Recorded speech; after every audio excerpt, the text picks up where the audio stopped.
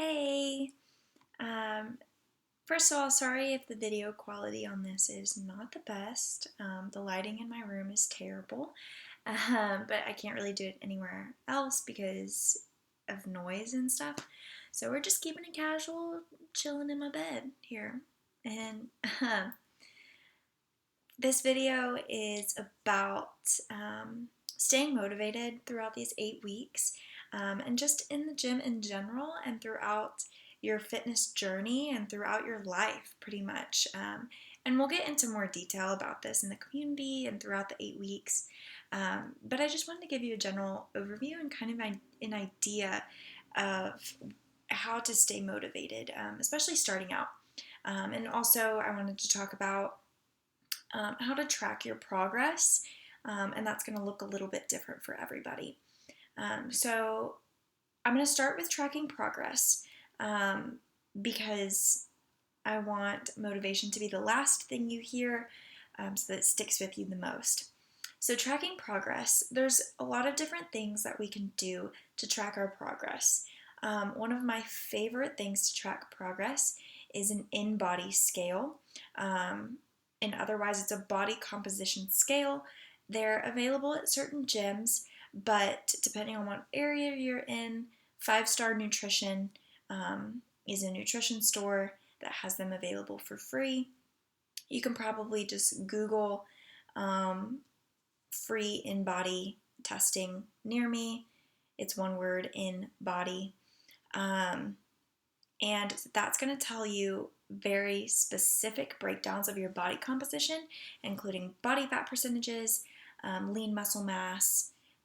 It'll measure each of your limbs individually. And the technical term for this is electrical impedance. So it's just a fancy scale that sends a slight electrical current through your body in order to take all these measurements, and it's pretty accurate. So that is going to be your most accurate way of telling, of being able to see your progress, especially if you don't have a lot of body fat to lose and you're just trying to make subtle changes. It's honestly the best way for me, especially people that are already at a weight that you're comfortable with and you're not trying to see drastic body changes, you're just trying to be a little bit healthier, gain a little bit of muscle mass, it'll tell you exactly those changes. So that's a really good option. But if you don't have that available, don't stress. That's like the most complicated version of progress tracking. It's just the most in-depth, but it's absolutely not necessary. Another really great way, and it's almost like a have to, and I would really appreciate it if you did this, is to take before and after pictures and progress pictures along the way. So day one, take a picture of your body. I do a video because it's just easier than taking pictures. I set my phone up on a nightstand or on a table or whatever. I'll set it on video, front camera, in a bra and underwear or a bathing suit.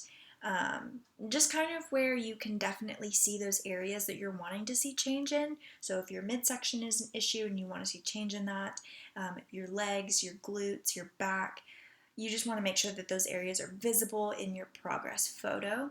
And these, you don't have to share these ever. If it's only for you, it's only for you. If you only want to share them with me, that's totally fine. If you want to share them with a group or with your friends or you want to post them, that's awesome too. But don't feel self-conscious because if anything, only your eyes are going to see these. So I would encourage you, day one, take a progress video. Don't flex, just be completely relaxed. Stand straight forward with your shoulders back, like a stand up as straight as possible. You want a full front view, a side view. Lift up your arms so you can see, the full side, a back view, and then the other side. Now your sides are typically going to look exactly the same. So if you only want to take one side, totally up to you. And then if you want to take a flexing version, you totally can, so you can kind of see the difference there. But you don't flex all the time. So the real progress you want to see is in your just relaxed, regular body. And then every week, on the same day, at the same time ish, I would suggest doing it as soon as you wake up in the morning on whatever day you choose. So if you choose Sunday mornings, as soon as you wake up on a Sunday morning, take your video or take your photo. Because if you wait till the end of the day, there's going to be food and water and bloating included in that, and it's not going to be as accurate. So, just at the beginning of your day, take that on the same day at the same time every week. So every Sunday morning or whatever day you choose is going to be when you take your video. And that is just so you can see the progress, the progression from beginning to end. Will you see drastic differences from week to week? Probably not, because losing weight, becoming more fit, leaning out, gaining muscle, it's a progressive process. And within a week's time, you might lose a few pounds, and you might see some difference. But don't be discouraged when you look at week 1 versus week 2 and you're like, nothing's different here. It might not be. It might take a couple weeks. And it might not be till the end when you look back at your beginning photo and you're like, oh my God, that's awesome. So that's why it's so important to at least take a video or picture on day 1. And then if you don't want to do it in between, you just want to see before and after, that's fine. Totally up to you. But I would say day 1 and the very last day are the most important ones, so you can see the most progress. And again, you don't have to share those. I would really appreciate it if you would share those with me, because as a trainer, and especially with this being my first guide, this is kind of how I build a portfolio. People want to see before and after. People want to see progress. And so as a trainer, I would really appreciate it if you would allow me to have access to those and to share those. But totally up to you if you want to blur out your face, whatever. We can talk about that more. But if anything, just for yourself to see your own progress, I would highly, highly recommend taking a picture on day 1 and on the very last day. Another way that you can see progress, maybe not physically, but more mentally, is to journal. Even, again, if you do it once a week or a couple times a week, or depending on what your emotional status is about being fitness, about entering into this journey, maybe you need to do it a couple times a day. Every time you're starting to feel negative, every time you start to get down on yourself, journal. Because I can promise you, from the time you begin to the end of the 8 weeks, your mindset is going to change and your self-confidence is going to change, and you're going to be able to look back at those beginning weeks and say, wow, I have come so far. And so even if it's just once a week, you write down, like at the end of that week, you journal out how you were feeling at the end of the week or at the beginning of the week. Going into this week, ending last week, this is how I'm feeling.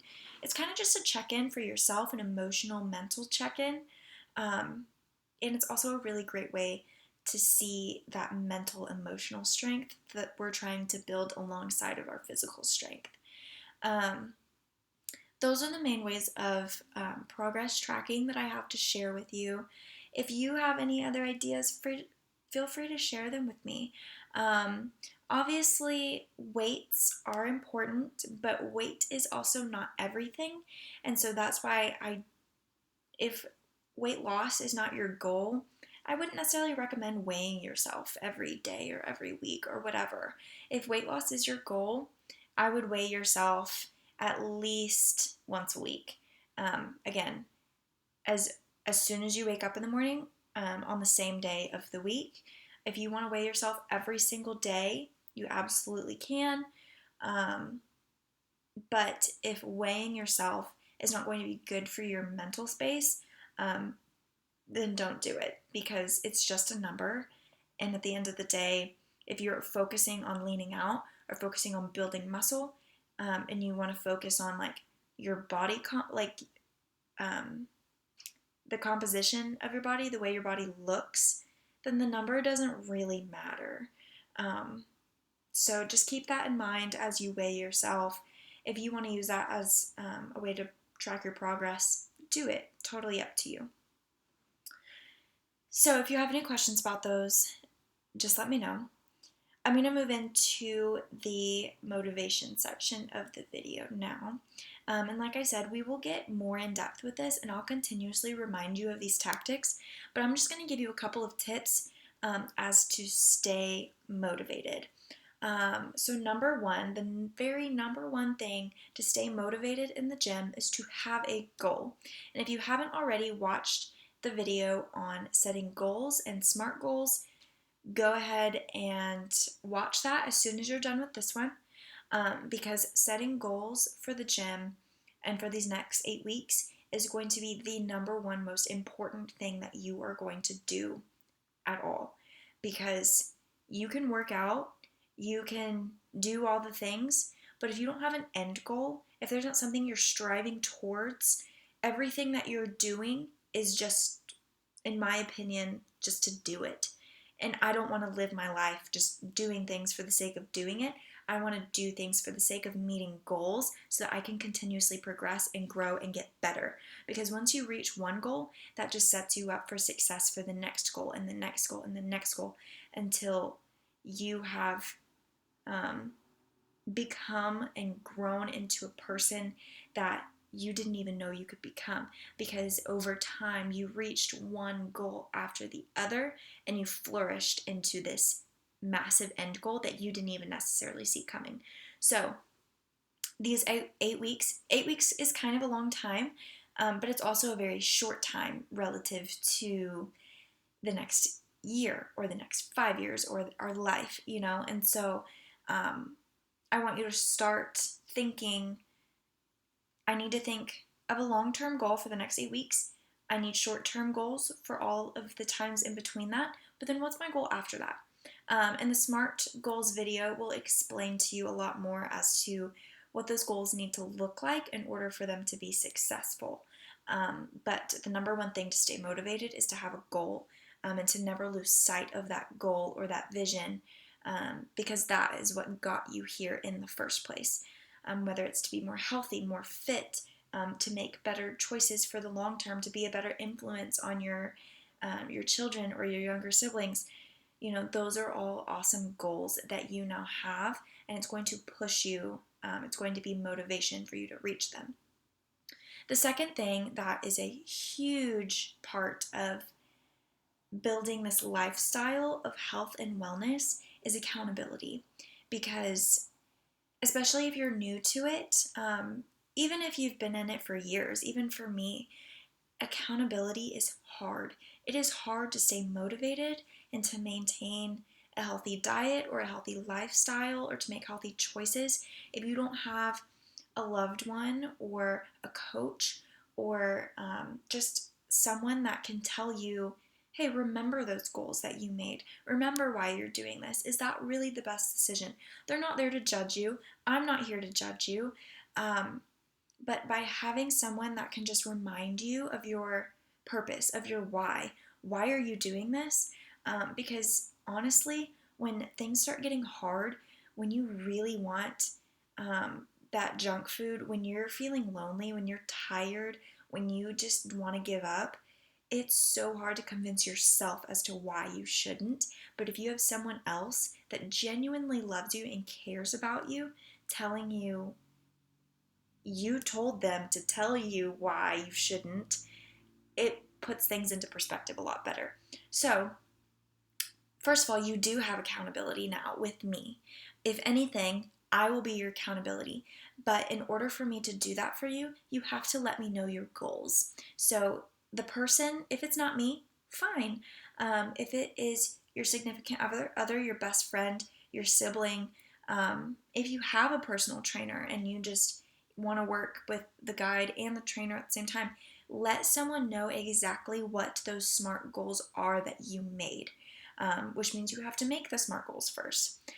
Tell them, for the next 8 weeks, this is what I'm doing, and this is my end goal, and I'm going to need your help to encourage me towards that goal. You also are going to have accountability and community in the Seeking Strength Facebook community that we have. It's just a small community of people that have purchased the guide and are participating. And it's a place where you can talk about your struggles, you can talk about your journey, you can talk about your story, where you came from, how you got here, where you're wanting to go. You can talk about your successes. And you can post pictures, you can share meals, this is a collaborative space for us to be open and honest and genuine and free, but also uplifting, and constructively critique each other to make each other better. So if you need some kind of community like that, the Seeking Strength Facebook group is exactly where you can find that. And how I'm going to do that is I will invite you into it on Facebook. So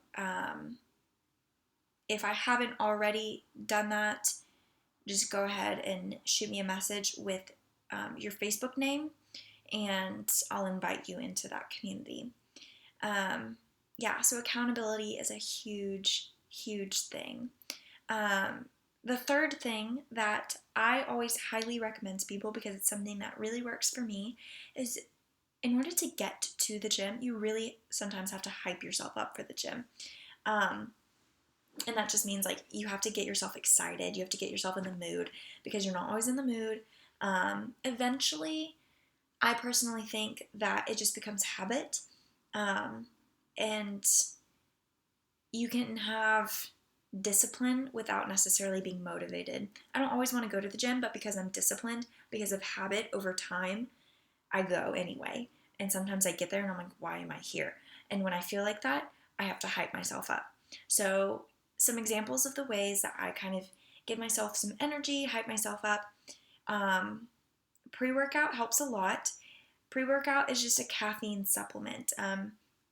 Sometimes it'll have amino acids, things that will help you physically get through your workout, but most of it is just caffeine. So energy drinks, if you can tolerate them, powdered pre-workout, even just a coffee. If you need to drink a coffee before you go work out, do it.